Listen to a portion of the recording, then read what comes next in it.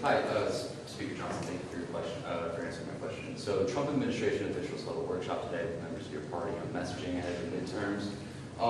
Who, in your eyes, is in charge of winning the midterms? Is it the White House? Is it the Speaker, the conference? Or Yes, the Speaker. No, I saw somewhere that I was running through and I saw Fox News or something said, curious the Speaker wasn't at the meeting this morning. Can I tell you why, since you just asked? My youngest son, Will, made the starting wide receiver position at his local school here for the freshman team. And at a big practice on Saturday with quarterbacks and wide receivers, he fell and broke his collarbone. So I had to take my son to school this morning and get him situated because he's hobbling around with a thing. And he's heartbroken because we just started the season and I'm heartbroken as well. That's why I missed it.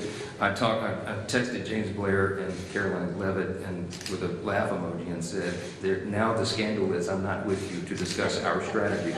The Speaker's clearly in charge of this. The Speaker works around the clock. I'm talking about myself in the third person here. The Speaker travels all around the country to help us expand our majority. Right. And we have a strategy that we're working on. Richard Hudson, also NRCC chair, is doing an extraordinary job. So he and I are in a partnership with this, with all the leaders and all the members.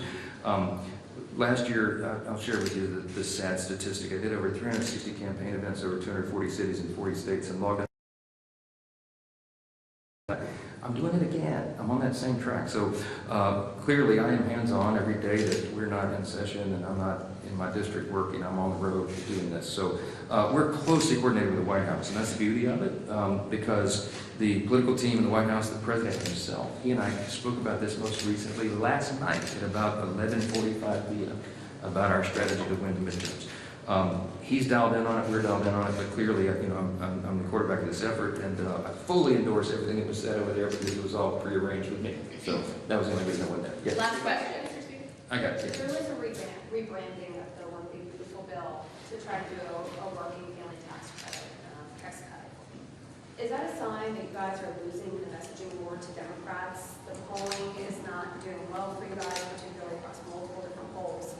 What more do Republicans have to do to actually sell this? Yeah, it's not a rebranding, and what we have to do to sell it is tell the truth, and that's the beauty of it, okay? So I'm not surprised that some of the early polling was less than favorable in some areas of the country because there has been a full-on strategy by, frankly, the mainstream media and the Democrats, of course, to try to misrepresent what's in the bill. If you look at the polls of all the individual provisions of the bill, they're wildly popular. I mean, we did things, there were 80-20 issues in the legislation, and it's going to help everybody.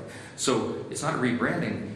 What we encourage everybody to do during our district work period is go into their districts, do town halls, business roundtables, meet with everybody, constituents, and just take the time to explain what's in it. Because in almost every scenario, literally like 99% of the time, when you explain what's in it, light bulbs go off and people start standing and applauding because they know it's going to help them. Now here's the other benefit of that. The reason we put it on such an aggressive timetable, which some of the people in this room didn't believe we'd get it done, the reason we had to get it done by the summer is because we wanted everybody to feel the actual effects of this extraordinary legislation before they vote in the midterms.